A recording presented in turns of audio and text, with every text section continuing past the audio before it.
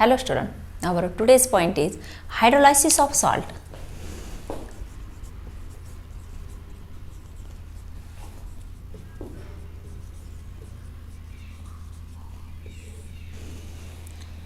Hydrolysis of salt. First, we have to know the types of salt. Types of salt. There are 4 types of salts.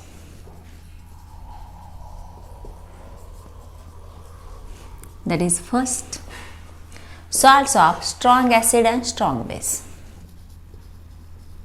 Salts of strong acid and strong base. Second, salts of strong acid, weak base.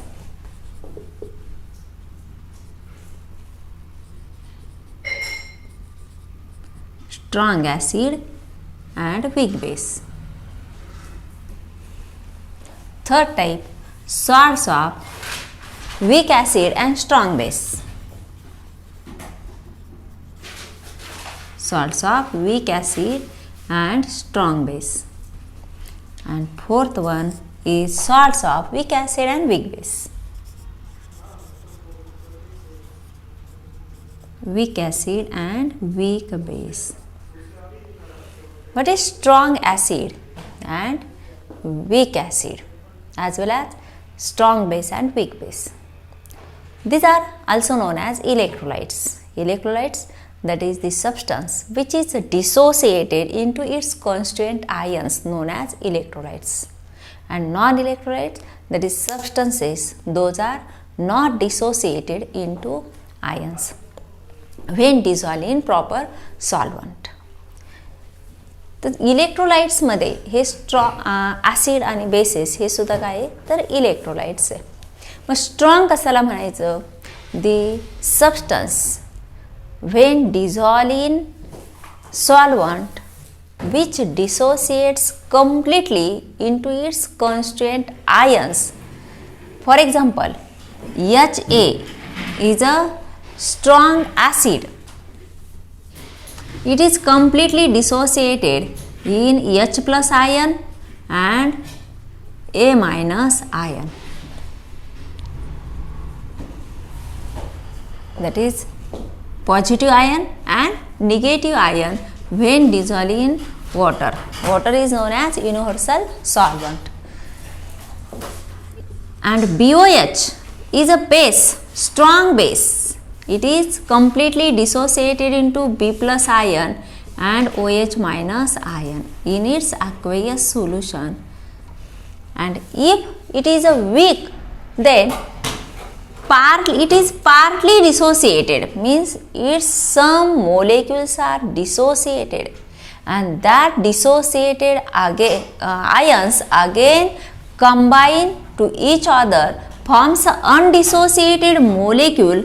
Therefore, there is an equilibrium between dissociated ions and undissociated molecules. Therefore, such a weak acid and weak bases are, its dissociation is shown by double arrow pointing from molecules to the ions and ions to the molecules.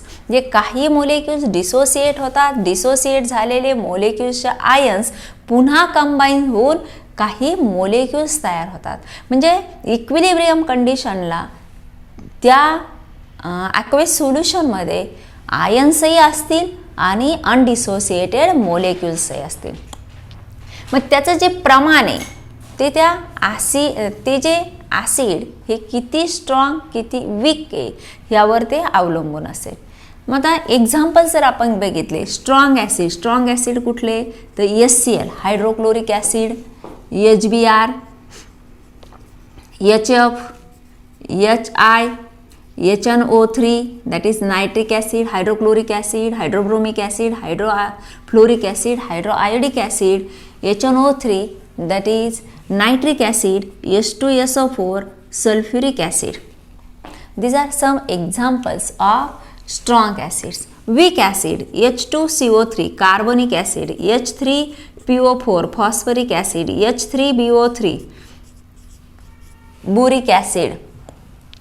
These are weak acid. As well as in carboxylic acid CH3COOH, it is an example of weak acid HCOOH. Formic acid, acetic acid are also weak acid. Then strong bases LiOH, NaOH, KOH, CSOH are the strong bases, while weak bases CuOH twice, MgOH twice, then NH4 OH are the some examples of weak bases. Then salts, when acid reacts with bases, forms salt and water according to Arrhenius theory. According to Arrhenius theory, the substances which provides H plus ions in aqueous solution known as acid, and the substances which provides OH minus ions in aqueous solution known as base. Where acid reacts with base, forms a salt and water. This is the primary condition for Arrhenius acids and bases. Then salts of strong acid and strong base, such as strong acids when reacts with a strong base forms a salt. HCl reacts with LiOH gives LiCl salt plus H2O. Then HBr reacts with NaOH gives a salt NaBr plus H2O as a water. Therefore, salts such as NaCl, KCl, these are salts of strong acids and strong base. NaBr, LiBr, KBr,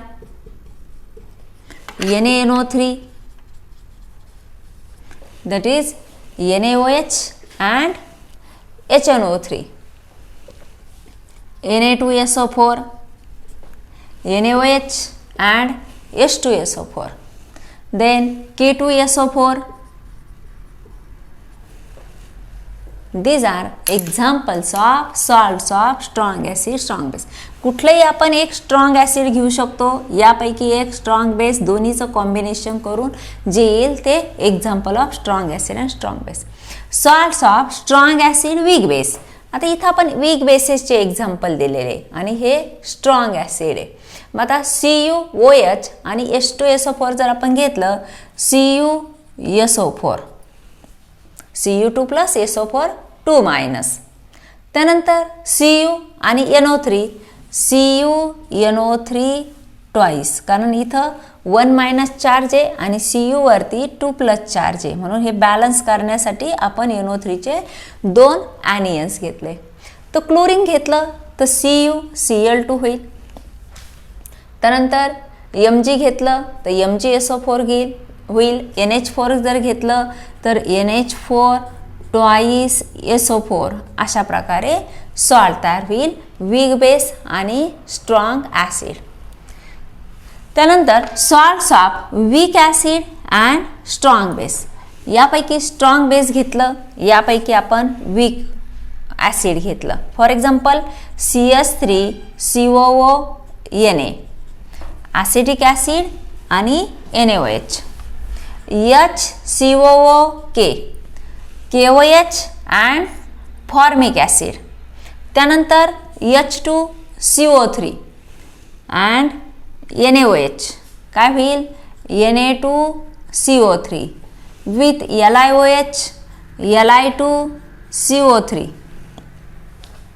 salts of weak acid. आता PO4 जर आपण घेतलं तर Na3PO4, PO4 वर 3 minus charge आणि सोडियमवर +1 charge, Na3PO4. Then salts of weak acid and weak base.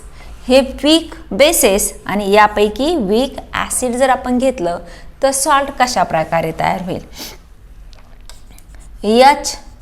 HCOO, आपण Cu जर घेतलं तर ट्वाईस Cu. NH4 जर घेतलं HCOO NH4, CS3 COO NH4. त्यानंतर जर आपण CO3 घेतलं H2CO3 आणि Cu, तर काय होईल Cu CO3, PO4 Cu2 PO4 Cu3 PO4 twice, म्हणजे हे 3 मायनस आणि हे 2 प्लस, म्हणजे total positive charges 6 plus, total negative charges 6 minus. असं कुठलंही आपण कॉम्बिनेशन इथं वापरू शकतो. जर आपल्याला स्ट्रॉंग ॲसिडचे एक्झाम्पल्स, वीक ॲसिडचे एक्झाम्पल, स्ट्रॉंग बेसिसचे एक्झाम्पल आणि वीक बेसिसचे एक्झाम्पल्स माहीत असतील तर. तर आपल्याला बघायचं आहे हायड्रोलायसिस ऑफ सॉल्ट.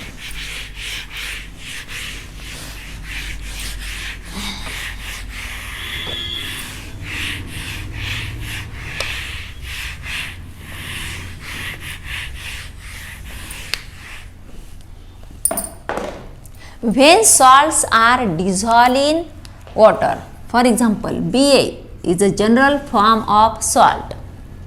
जसं आपण HA ॲसिडसाठी वापरतो, BOH हे डेसिग्नेशन बेससाठी वापरतो. HAचं डिसोसिएशन झालं तर काय मिळेल H plus plus A minus ion, आणि BOH स्ट्रॉंग असेल तर B plus plus OH minus ions. मग इथं हा कॅटायन, बेसमधला कॅटायन आणि ॲसिडमधील ॲनियन, त्यापासून काय तयार होईल BA सॉल्ट प्लस H2O. म्हणून BA हे कशासाठी घेतलं डिसिग्नेशन आपण सॉल्टसाठी घेतलं. When BA salt is dissolve in water, it produces ions B plus plus A minus ions in H2O aqueous solution, and these ions of salts having tendency to react with water molecule to give acidity or basicity as well as in sometimes neutrality to the solution known as hydrolysis of salt. Definition कशी होईल? Hydrolysis of salt is defined as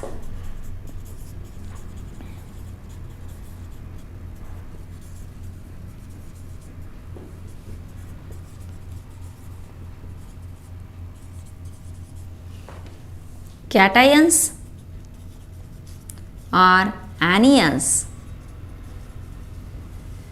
of salts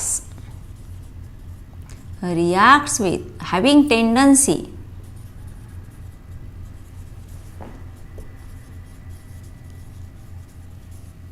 to reacts with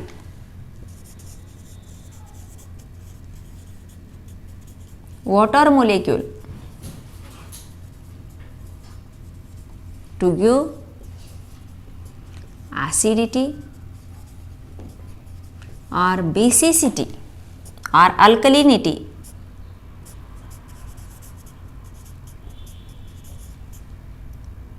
sometimes neutrality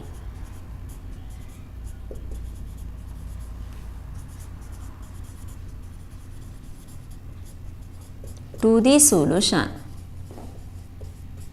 known as hydrolysis of salt.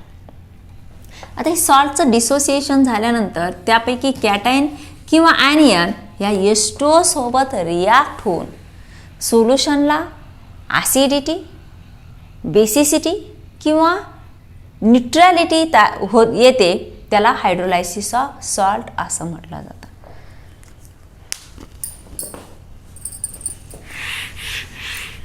तर सॉल्टचं hydrolysis झाल्यानंतर ते solution acidic असेल, basic असेल का neutral असेल, हे कशावर अवलंबून असेल तर types of salt. The acidity, basicity or neutrality of the solution in water depends upon types of salt. For example, salts of strong acid and strong base. Salts of strong acid and strong base. What is the nature of solution? For example, NaCl. NaCl is a salt of strong acid and strong base. When it is dissolved in water, H2O, it gives NaOH plus HCl.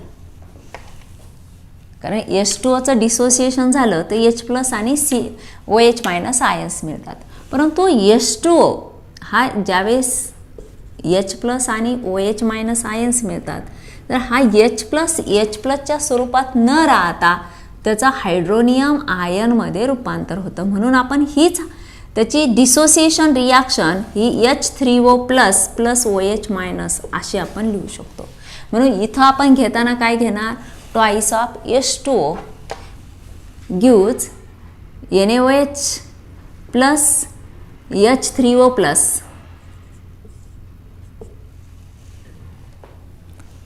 plus Cl minus. NaOH, that is Na plus ion plus OH minus ions plus H3O plus Cl minus. Because when Na plus reacts with OH minus, it is completely dissociated because formation of NaOH, it is a strong base, while HCl, NaOH and HCl both are strong electrolyte. ज्यावेळेस dissociation H2Oचं H plus आणि OH minus, actually dissociation ह्या प्रकारे होतं H plus आणि OH minus ions, आणि H plus हा Cl minus बरोबर react झाला, OH मायनस Na सोबत रिॲक्ट झाला, असं जर आपण कन्सिडर केलं तर त्यापासून जे इलेक्ट्रोलाइट मिळणार आहे ते काय असणार आहे तर स्ट्रॉंग बेस आणि स्ट्रॉंग ॲसिड असणार आहे. कारण ते सॉल्ट तयार झालं ते काय आहे, salts of strong acid and strong base, आणि H2O सोबत रिॲक्ट होऊन त्यापासून स्ट्रॉंग इलेक्ट्रोलाइट जर मिळतील तर स्ट्रॉंग इलेक्ट्रोलाइट आपण कशाला म्हणतो, जे electrolyte which is dissociated completely. आता आपण वॉटर हे सॉल्वंट वापरलेलं आहे, मग वॉटरमध्ये NaOH HCl कम्प्लिटली डिसोसिएट होऊन आपल्याला अशा प्रकारे आयन्स मिळतात. आणि water at 298 kelvin pure water is dissociated as H plus and OH minus ions, and its molarity, that is number of moles of H plus and OH minus ions, are 1 into 10 raised to minus 7 moles per dm cube. And pure water gives similar H plus ions as well as OH minus ions, and that is equal to 1 into 10 raised to minus 7. Both the concentration of both ions are similar, therefore water is neutral in nature. मग water neutral आहे आणि यापासून मिळणारं OH minus ions आणि Cl minus H plus ion सुद्धा same असणार आहे. तर असं सोल्युशन कसं असणार आहे तर न्यूट्रल सोल्युशन असणार आहे. Wien salts of strong acid and strong base dissolve in water, solution is neutral in nature.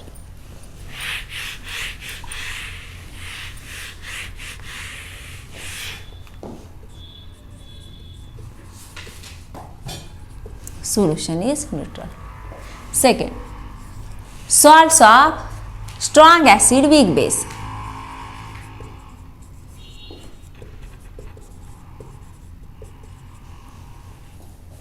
For example, strong acid HCl reacts with weak base NH4 OH, gives NH4 Cl plus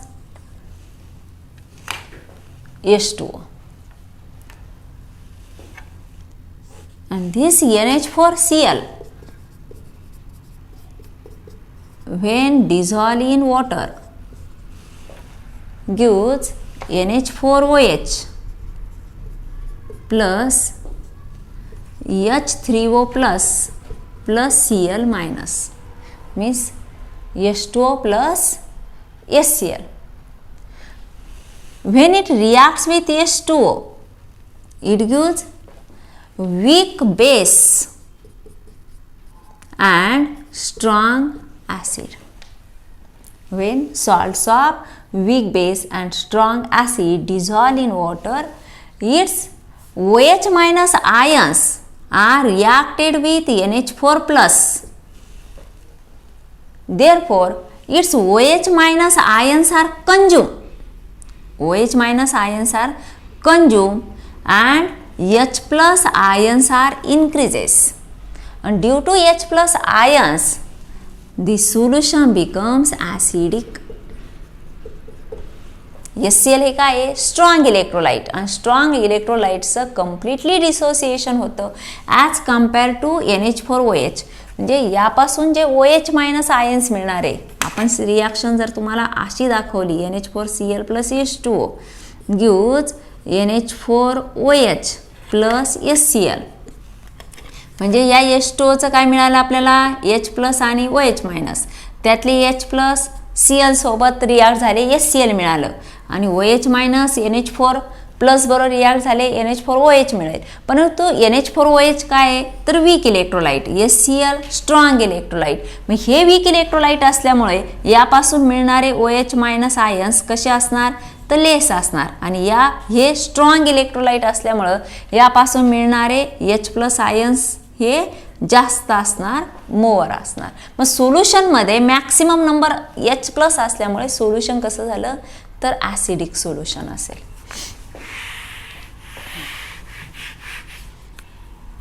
Then third, salts of weak acid and strong base.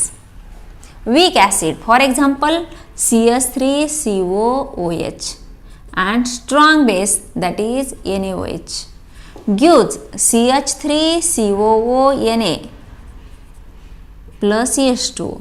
Therefore, if we take example of weak acid and strong base, that is CH3COONA,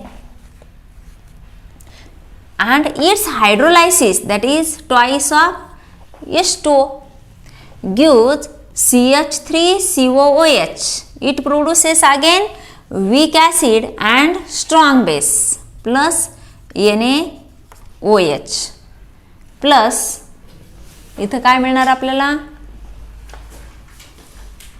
H2O. एक molecule H plus इथं react झाला, OH minus इथं react झाला, आणि हा H2O molecule आपल्याला undissociated मिळाला. Due to weak acid it dissociates incompletely. Therefore, it gives less number of H plus ions.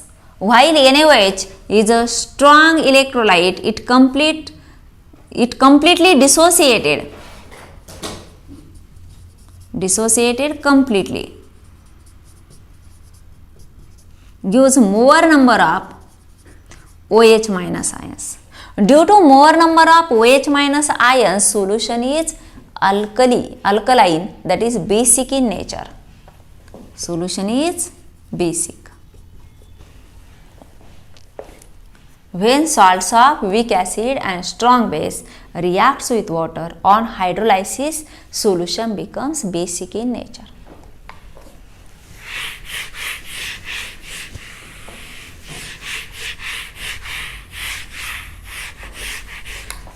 Then fourth type, salts of weak acid and weak base. दोन्ही weak, ॲसिडही weak असेल आणि बेससुद्धा weak असेल, तर सोल्युशनचं nature कसं असेल? आता दोन्ही वीक असल्यामुळे सोल्युशन कसं असायला हवं?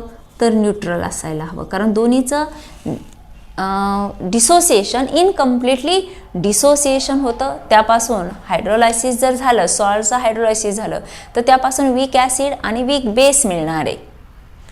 तर दोन्हीचं डिसोसिएशन इनकम्प्लिटली होत असल्यामुळे हे जे सोल्युशन आहे ते न्यूट्रल असायला हवं. परंतु सोल्युशनचा टाईप, नेचर हे कशावर अवलंबून असणार आहे? तर ते जे वीक ॲसिड त्याचा डिसोसिएशन कॉन्स्टंटवर अवलंबून असणार आहे. If Ka is greater than Kb, then solution is acidic in nature.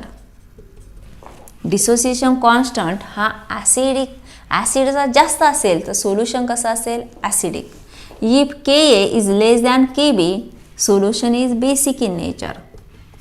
आणि if Ka is equal to Kb, solution is neutral in nature. Therefore for example, आपल्याला आता एक्झाम्पल घ्यायचे, कोणत्या वेळेस सोल्युशन ॲसिडिक असेल, कोणत्या वेळेस बेसिक असेल.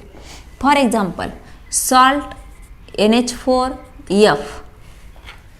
It is a salt formed by weak acid HF and weak base NH4OH. Weak acid HF and weak base NH4OH. यापासून मिळेल आपल्याला NH4F. तर याचं जर हायड्रोलायसिस झालं NH4F प्लस H2O, तर आपल्याला काय मिळेल, NH4OH प्लस HF. मग हे वीक बेस, हे वीक ॲसिड डिसोसिएट्स इनकम्प्लिटली. परंतु NH4OHचा dissociation constant Kb equal to 1.8 into 10⁻⁵. For HF Ka equal to 7.2 into 10⁻⁴. Means it is a less than base. It is a greater than base. 7.2 into 10⁻⁴. इथं काय आहे, -4 आणि इथं आहे -5. म्हणजे ही संख्या कशी आहे, मोठी आहे. Therefore Ka is greater than Kb. Since Ka is greater than Kb, dissociation of HF is more than NH4OH, therefore solution is acidic in nature. Example, for Ka is less than Kb, salt NH4Cn. It is formed by combination of weak acid HCN and weak base NH4OH having dissociation constant Ka equal to 4 into 10⁻⁻10 and Kb equal to 1.8 into 10⁻⁵. 1.8 into 10⁻⁵ is greater than 4 into 10⁻⁻10. Here Kb is greater than Ka, therefore solution is basic in nature, because dissociation of NH4OH is greater than dissociation of HCN. And Ka equal to Kb, that is example, CH3COO NH4, ammonium acetate.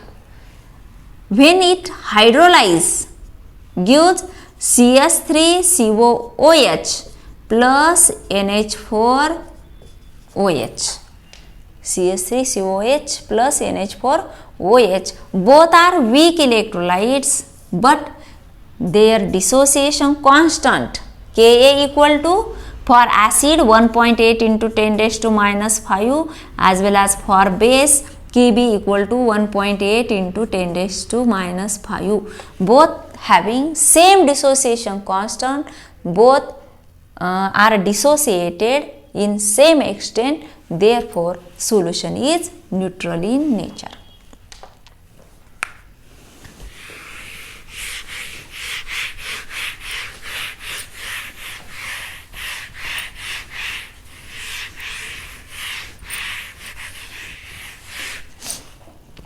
Then buffer solution.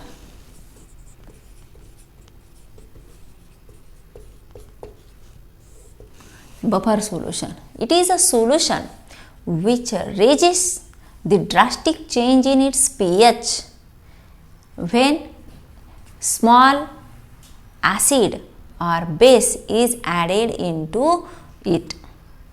Buffer solution. It is a solution which resists drastic change in its pH when small amount of acid or base is added into it.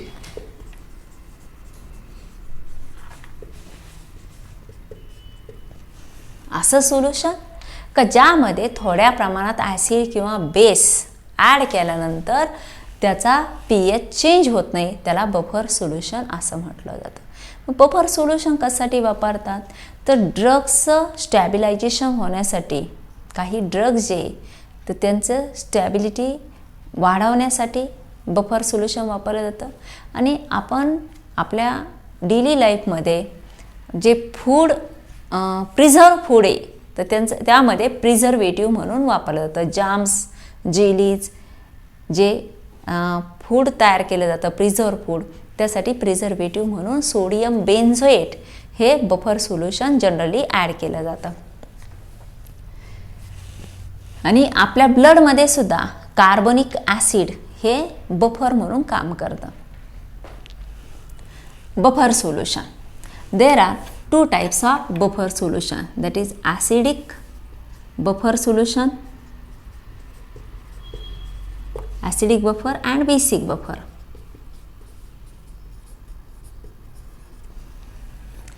Acidic buffer, it is a mixture of, or it is a solution of weak acid and its salt with strong base. It is a solution of weak acid and its salt with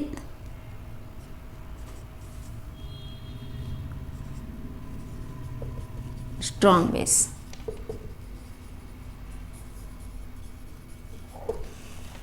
Weak acid, for example CH3COOH, weak acid, आणि त्याचंच strong acid सोबत salt. आता strong acid NaOH याबरोबर react केले तर CH3COO आणि याचं aqueous solution.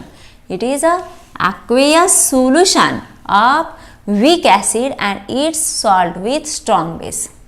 Then basic buffer solution, it is a weak base and its salt with strong acid plus NH4Cl. HCl यामध्ये ॲड केलं तर NH4Cl मिळेल. Basic example of basic buffer NH4OH plus NH4Cl plus H2O. aqueous solution. Acidic buffer, it is aqueous solution of weak acid and its salt with strong base. Basic buffer, it is aqueous solution of weak base and its salt with strong acid. Then pH of buffer solution.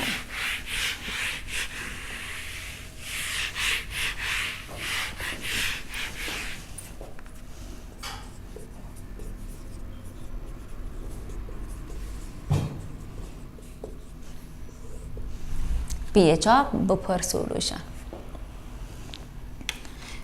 pH of buffer solution is given by the equation known as Henderson-Hasselbalch equation.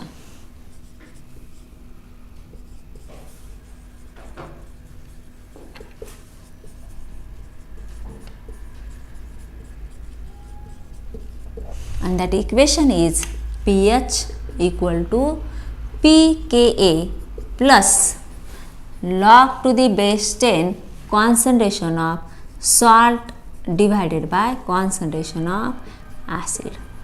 This is pH of acidic buffer.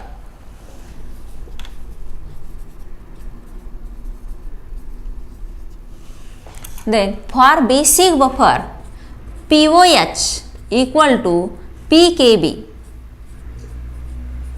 POH equal to PKB plus log to the base 10 concentration of salt divided by concentration of base. And to calculate pH of basic buffer,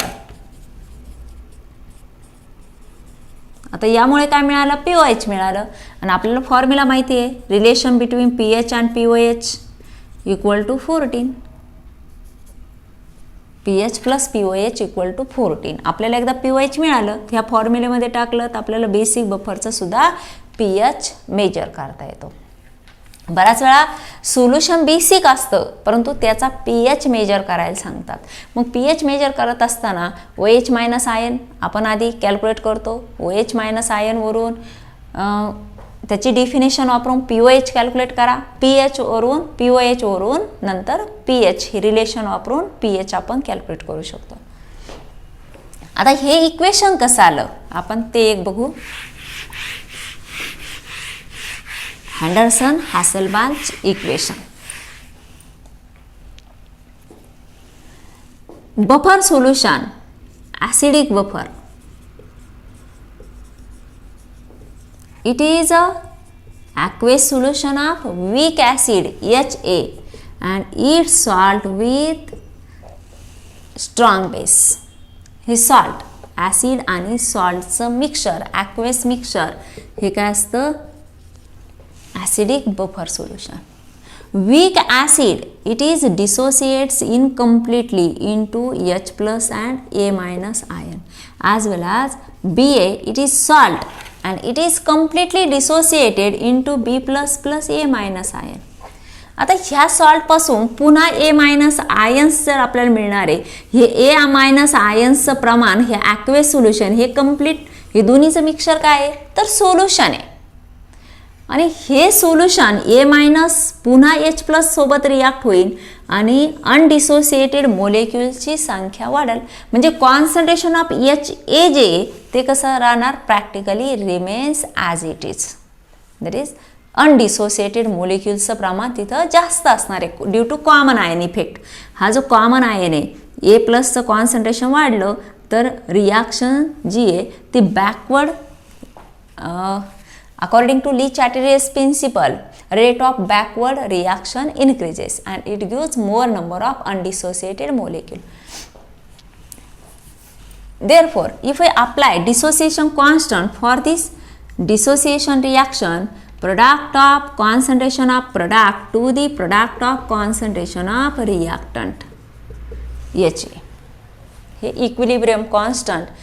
When we apply the dissociation constant for this equilibrium reaction also known as equilibrium constant. आता हीच reaction आपण rearrange केली आणि H plus ions आपल्याला जर काढायचे असतील तर रिॲक्शन कशी होईल ही Ka into concentration of HA ही इकडं मल्टिप्लाय होतील आणि A मायनस काय होईल डिव्हाइड होईल. आता ह्या रिॲक्शनला आपण लॉग अप्लाय केला तर काय होईल log of concentration of H plus into equal to log of Ka plus log of concentration of HA divided by concentration of A minus. By multiplying negative sign from both side minus log of concentration of H plus equal to minus log of Ka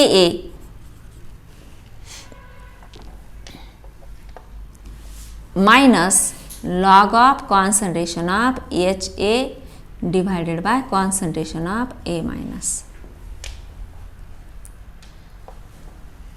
आता concentration of HA means concentration of weak acid and concentration of A minus. आता A minus कुणापासून जास्तीत जास्त मिळेल कारण HA चं dissociation incomplete होतं मग त्यापासून मिळणारे A मायनस अतिशय कमी असणार आहे. म्हणजे A मायनस जास्त कुणापासून मिळतील तर सॉल्ट पासून. म्हणून हे A मायनस म्हणजेच काय कॉन्सन्ट्रेशन ऑफ सॉल्ट आणि HA means concentration of weak acid. And according to definition pH equal to negative log to the base 10 of concentration of H plus ion. आणि इथेही आपण जर घेतलं negative log to the base 10 Ka equal to pKa हीच definition ही ह्याला सुद्धा लागू होते. म्हणून इथं आपण काय म्हणू शकतो pH equal to pKa minus log to the concentration of acid divided by concentration of salt. हे सॉल्ट पासून मिळणार हे ॲसिड पासून मिळणार. आता हे जर न्यूमरेटर आणि डिनॉमिनेटर आपण चेंज केलं तर आपल्याला इक्वेशन मिळेल Pa equal to pKa plus log of concentration of salt divided by concentration of acid. मगाशी आपण जे इक्वेशन मांडलं हँडरसन-हॅसेलबाल्च इक्वेशन ते म्हणजेच काय pH equal to pKa plus log of concentration of salt divided by concentration of acid याचा use करून आपण pKa आपण कॅल्क्युलेट करू शकतो. त्यानंतर Henderson Hasselbalch equation for basic buffer. आता बेसिक बफर जर आपण घेतलं तर इथं HA ऐवजी बेससाठी आपण काय घेतो BOH घेतो आणि सॉल्टसाठी BA आपण जसंची तसं घेतो. मग याचा डिसोसिएशन वीक असल्यामुळे BOH कसं होणार तर B plus plus OH minus ions इथं बदल होईल. हे डिसोसिएशन कंप्लीट डिसोसिएशन असणार आहे. मग इथं काय होईल B plus plus OH minus ion divided by BOH. आता जो ॲसिडिटी बेसिसिटी ही कुणामुळे असते एक तर H प्लस आयन किंवा OH मायनस आयन्समुळे. मग इथं आपल्याला बेस असल्यामुळे आपल्याला काय काढावं लागेल इथं OH मायनस आयन्स काढावं लागेल. तर Ka ऐवजी बेससाठी आपण डिसोसिएशन कॉन्स्टंट ह्याचं डेसिग्नेशन Kb असं घेतो. मग काय होईल Kb equal to concentration of BOH divided by concentration of B plus हा OH मायनस आपण इकडे घेतला हे इथं मल्टिप्लाय होईल आणि इथं हे डिव्हाइड होईल. आता याला लॉग अप्लाय केला log of OH minus ions equal to log of Ka ऐवजी काय होईल आता Kb होईल log of BOH concentration of BOH divided by concentration of B plus. इथं निगेटिव्ह साईन अप्लाय केलं हे OH मायनस इथं K ऐवजी Kb झालं HA ऐवजी BOH असेल आणि A प्लस ऐवजी इथं A मायनस ऐवजी B प्लस असेल. आता आपण हे इक्वेशन मुद्दाम जसंची तसं ठेवू आणि इथं चेंज करू. Negative log to the base 10 that is POH equal to PKB जसं PKa लिहिलं तसं PKB मायनस लॉग. आता इथं सुद्धा हे BOH कॉन्सन्ट्रेशन कशाचं असणार आहे वीक बेस आणि हा B प्लस कशामुळे मिळेल तर सॉल्टपासून. म्हणजे इथं आपण काय लिहू शकतो concentration of base divided by concentration of salt. इथे न्यूमरेटर आणि डिनॉमिनेटर आपण चेंज केला तर POH equal to PKB plus log to the base 10 concentration of salt divided by concentration of base. हे झालं Henderson Hasselbalch equation for basic buffer Henderson Hasselbalch equation for acidic buffer. आता इथं POH आपल्याला मिळालं pH काढायचं असेल तर pH plus POH equal to 14. हे इक्वेशन वापरून आपण याचाही pH कॅल्क्युलेट करू शकतो. पुढच्या लेक्चरला आपण हा फॉर्म्युला यूज करून आपण यावर आधारित प्रॉब्लेम सॉल्व करू.